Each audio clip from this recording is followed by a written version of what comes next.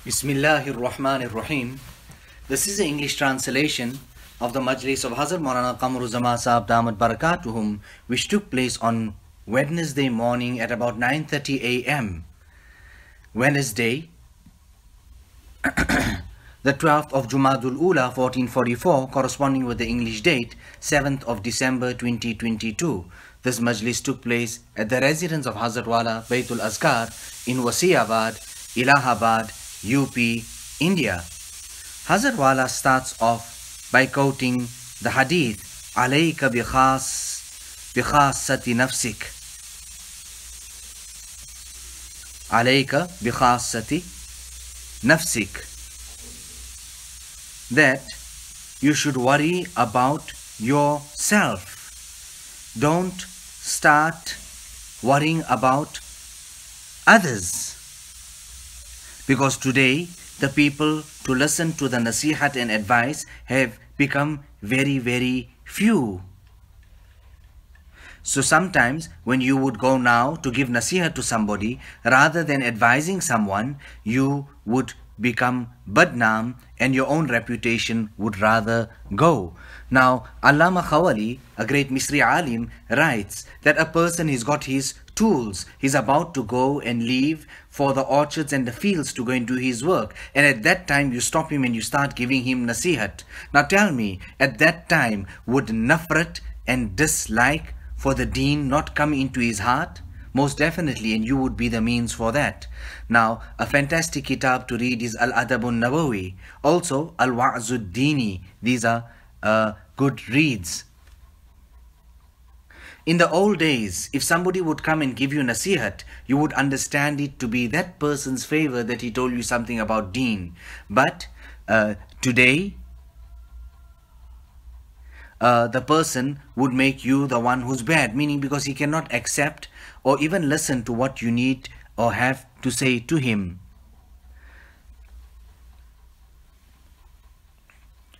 So the Faida here, Hazrat Tanvi is writing that if the Muslims have fikr for the deen, then they would make talash, they would look, they would find out, they would ask it from an alim who is a muhaqqiq. He has deep research, and most definitely they would find one. But when complete negligence overwhelms people, and such a time would come where ulama who know the deen well will no longer remain, then such juhal, such ignoramuses would become then the muftis and the leaders. So this is, shouldn't we make this niyat today, that we are studying so that we can become deeply rooted in the deen, and we can then tell the people what they need to know, because we fully and well know about our deen, and this is farz kifaya. Okay, we continue. The next subheading here is Aza ki hifazat, making hifazat of the limbs. Be very, very careful and cautious about your tongue. Speak about that thing that tomorrow on the day of Qiyamah, then you don't have to give an excuse. Hazrat Wala thereafter quotes a hadith of Rasulullah sallallahu alayhi wasallam, "Min husni islamil mar'i tarkuhu ma la ya'nih." From the beauty of the Islam of an individual is that he abandons and leaves out that which does not concern him. Another hadith where a sahabi comes to Rasulullah sallallahu alayhi wasallam and says, "Izni wa awjiz, Ya Rasulullah, O Nabi of Allah, advise me, but let it be brief and concise." Today, can a junior say that to a senior? No, I'm sitting here, you can tell me whatever you want to tell me, but I'm talking about somebody else who would be sitting. Can you people even tell them that? So Nabi sallallahu alayhi wasallam then answered and said, إِذَا قُمْتَ لِصَلَاةٍ فَصَلِّ صَلَاةَ مُوَدِّعٍ. When you stand up for salat, then perform such a salat which is your farewell salat as if it is your last and final salat. وَلَا تَكَلَّمْ بِكَلَامٍ تَعْذِرُ غَدًا, and do not speak about that or say something due to which you have to give an excuse tomorrow on the day of Qiyamah. Don't you see people here also in the dunya? They say something, they don't think, they're not cautious, they speak anyhow, due to which the next day they come and say, but I meant this here, and I didn't really mean that, and I didn't really mean this. وَأَجْمَعِ الْأَيَاسِ أَمَّا فِي أَيْدِ النَّاسِ, and become completely and totally despondent regarding that which is in the hands and in the possessions of people. Now what a jami' and all comprehensive hadith. Now here where the Sahabi is telling Nabi sallallahu alaihi wasallam, let it be brief. Don't you understand and learn about the simplicity and the simple humble nature of the Sahaba, free nature of the Sahaba? And look at Rasulullah sallallahu alaihi wasallam. He's speaking from the arsh. He gives an answer immediately. And Nabi sallallahu alaihi wasallam's answers by and large, generally it was prescriptions that consisted of three ingredients, 3-point prescription. Utitu jawami al-kalim, I have been blessed with concise speech. So here Hazrat Tanvi is saying that the Sufiya, to look after all the limbs and parts of their body, they gave more emphasis to 3 out of all of them: the eyes, the ears, and the tongue. Now experience, tajruba shahid hai, experience will speak for itself, that person who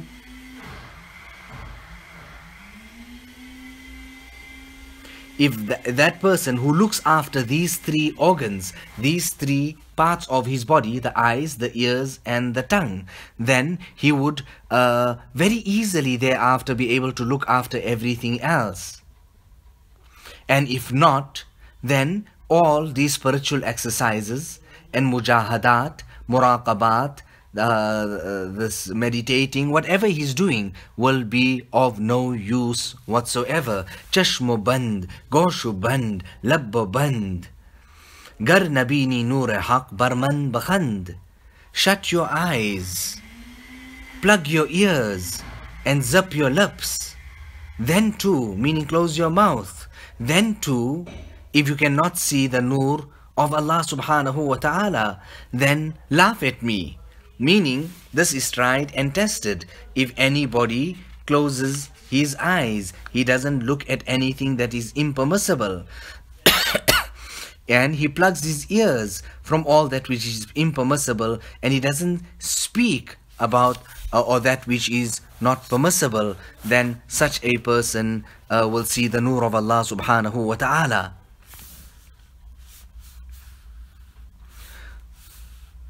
Now Rasulullah sallallahu alaihi wasallam on one occasion was with Fazl ibn Abbas radiyallahu ta'ala an, and at that time his gaze started wandering and looking here and there, due to which Nabi sallallahu alaihi wasallam practically took his Mubarak hand and shifted his chin and his cheek away from that what he was looking at. Practically he pushed the face in the other direction. Allahu Akbar. Now there was importance attached to that. That's why Rasulullah sallallahu alaihi wasallam did it. Nabi sallallahu alaihi wasallam even advised Hazrat Ali radiyallahu ta'ala an by saying to him, لَأَن يَهْدِيَ اللَّهُ بِكَ رَجُلًا وَاحِدًا خَيْرٌ لَكَ مِنْ حُمُرِ النَّعَمِ. That when Allah subhanahu wa ta'ala guides by your means, uses you as a means to guide someone, then this is so great in the court of Allah that it is better for you than red camels. Allahu Akbar.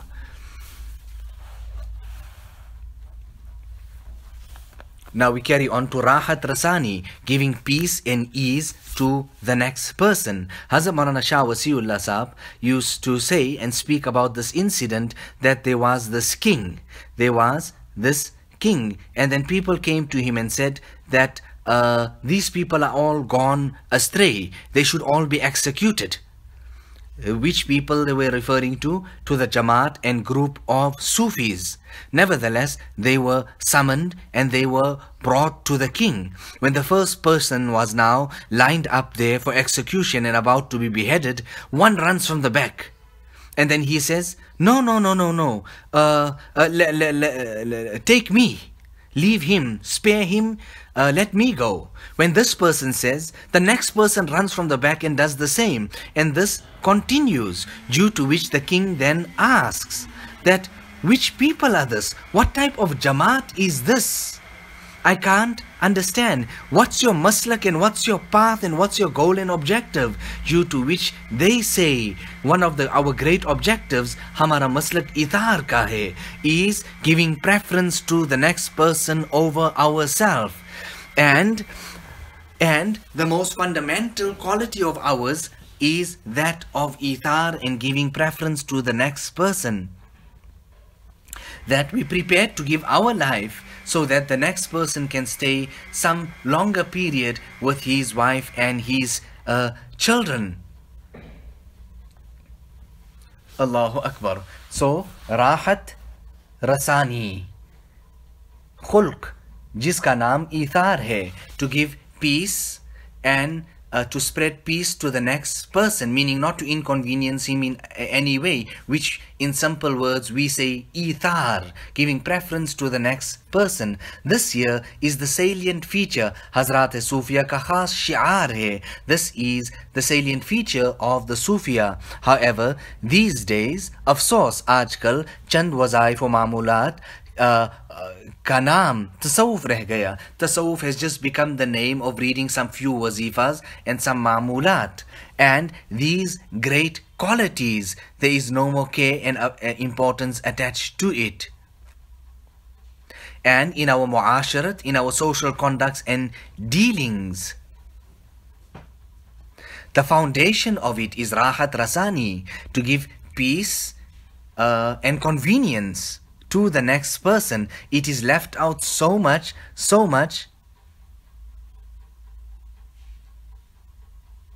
to such an extent that when we look at it and we study it today, that you would actually think that it was never ever prevalent in the homes of the Muslims, meaning it has left so much and so fully and completely. Whereas Quran and Hadith, the pages of Quran and Hadith are filled with the importance and the ta'aleem of ithar and giving preference to the next person. The incident of the Sahaba, Hazrat Wala thereafter goes on to quote that on the battlefield when they were laying there and they are in agony and in pain and in distress, their ruh is about to leave, when somebody comes there with a glass of water and the next one then is in agony there, so this one says, no, give it to him. He's more deserving, ithar, preference for the next person over oneself. And then it goes to the third person from there. And it goes right round until he comes back to the first person when he finds him that he has then passed away. Bal tu'thirun al-hayat ad-dunya. You give preference to the to the hayat, to the life of this dunya. Wal akhiratu khayru wa abqa. Ithar, you are giving that to the dunya. Look at the kitab Maulana Habibur Rahman Azmi has written, and he also got it translated by an alim whose name was Habibur Rahman also. The name of the kitab is Kitabuz Zuhd, regarding Sayyidina Abdullah ibn Mubarak. So here Allah Ta'ala says, Wal akhiratu khayru wa abqa. The akhirat is better and everlasting. Well, what is abqa? Now speak, I'm asking you. It is isme tafzil, for exaggeration. Everlasting, forever and forever. Thereafter, Hazrat Wala goes on to speak about an incident of two brothers. One of them had children and the other one had no children. Nevertheless, they were half and half, 50% in partnership in the business. Nevertheless, when they completed all their hisab and kitab, you would find now the one who did not have any children is taking from his portion and he's putting extra into the bag and into the trolley or into the portion of his brother, thinking that my brother's got so much of children, he's got more expenses, let me put it there.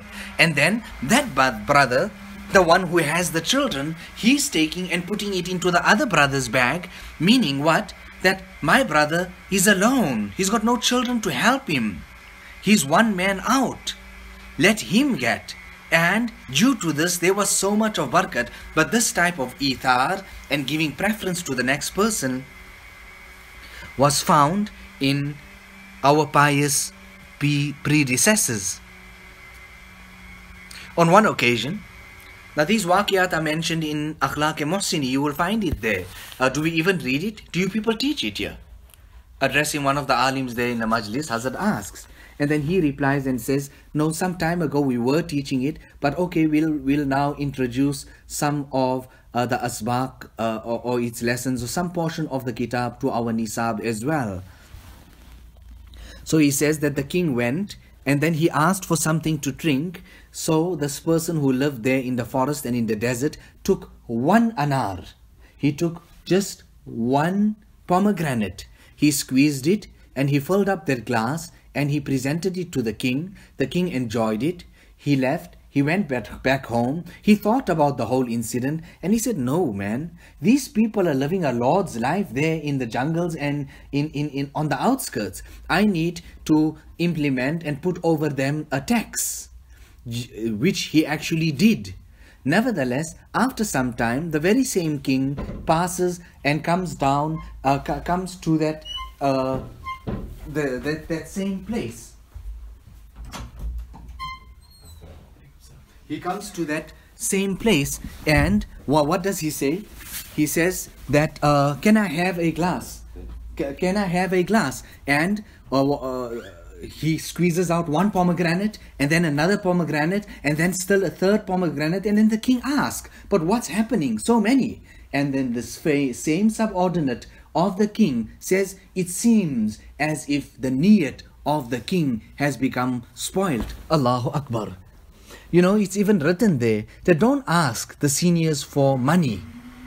Don't ask the seniors for money, because they are more greedy over that than you are.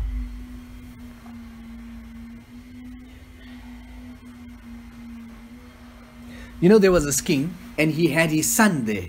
Now the son went to a mehman khana, and instead of just staying one night and moving on, he stays 2 nights. And then the king said to him, no, rahat is for the masses. For us, there is kulfat. Allahu Akbar. Now that was back in the day.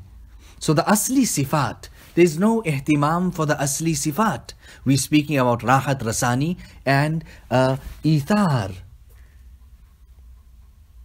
Sometimes if there's somebody sick, is not well in the house, and they had certain duties to do, leave it. Let it go. You do those duties. So this ithar, hamdardi, ghamkhari, Allahu Akbar. These are all important things.